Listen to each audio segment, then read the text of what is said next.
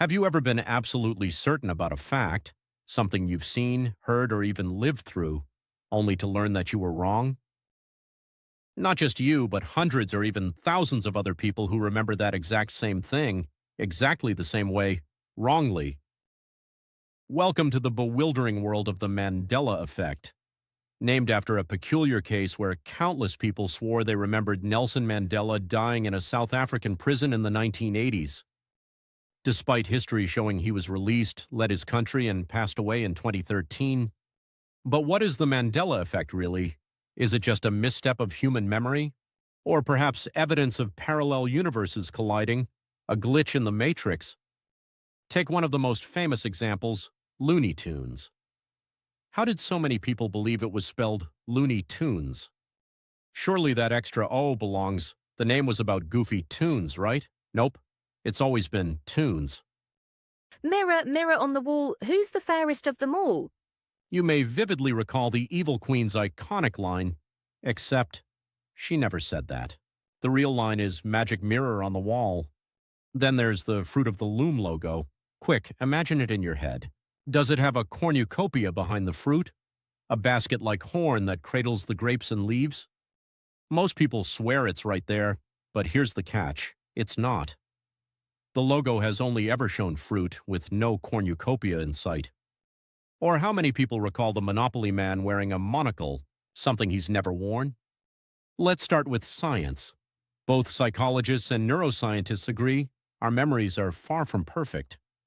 Every time you recall something, your brain isn't pulling up an accurate snapshot.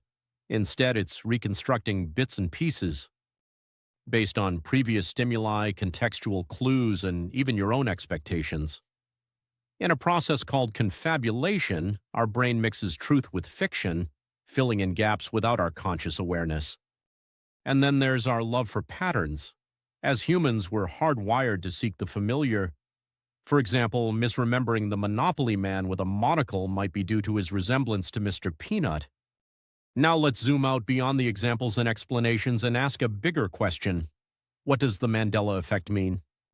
At its core, it's a phenomenon that rattles our confidence in our own minds. We like to believe that memory is infallible, that it provides us with a stable sense of who we are and what we've experienced. But this effect challenges that certainty. If we can't trust shared recollections, can we trust our perception of reality itself? It pokes at the boundaries between the concrete and the abstract, testing where our understanding of existence ends and mystery begins.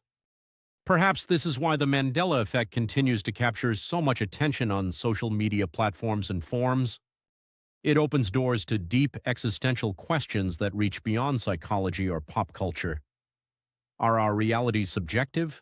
Do timelines shift and merge, weaving an ever-changing tapestry of existence?